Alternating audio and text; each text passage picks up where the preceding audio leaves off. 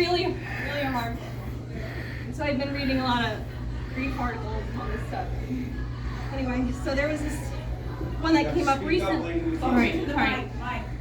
There was one that came up recently about delayed memorials from the New York Times. So just really quickly, one of the biggest things that a memorial service does is it's a collective acknowledgement. And acknowledgement really is one of the only medicines we have for grief.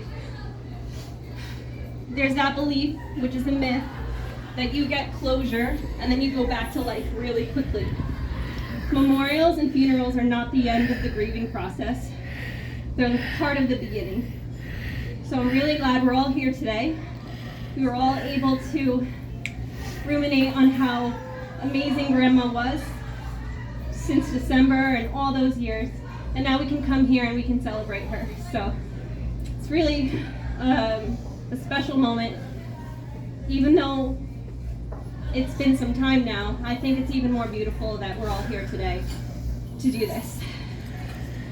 Now, I always say, you know, we're a very lucky family because 37, Danielle's 38, we have a lot of older grandchildren that have been fortunate enough to have grandparents still around, great aunts and uncles, and you know, growing up we had Nanny and Grandma Helen, and I remember those moments, and you know, I remember Great Grandma Capone, and we are very, very lucky to have these special relationships that not a lot of other families have. And so I take those moments and hold them really dear to my heart. But it's also probably one of the things that makes this the hardest. And what they say is that, you know, grief is the price we pay for love. And with Grandma's passing so early, it is one of the hardest things that I think and all of us have ever had to go through. I've never had to deal with such a deep loss like this before, especially for someone that was just so amazing. So I know many of you have read this or heard of it, but I'm just gonna read what I wrote about Grandma. I think it was the day after she passed. I just kind of put pen to paper and just put down my thoughts. Okay, hold on. So, Grandma, she was our everything. She was a bright light full of humor and wit and charm, and most of all, love. She loved so, so hard and had it for everyone. It didn't matter if she knew you one day or all her life. She welcomed you with open arms and probably made you something to eat.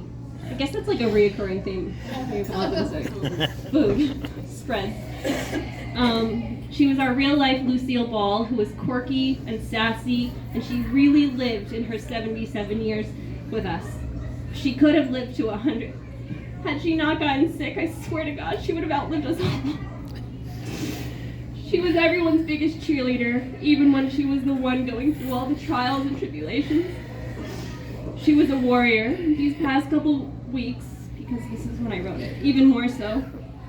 But she was ready, and we must honor that for her. As we selfishly wish she could be with us forever, there's comfort in knowing she no longer needs to fight as hard as she did all these years.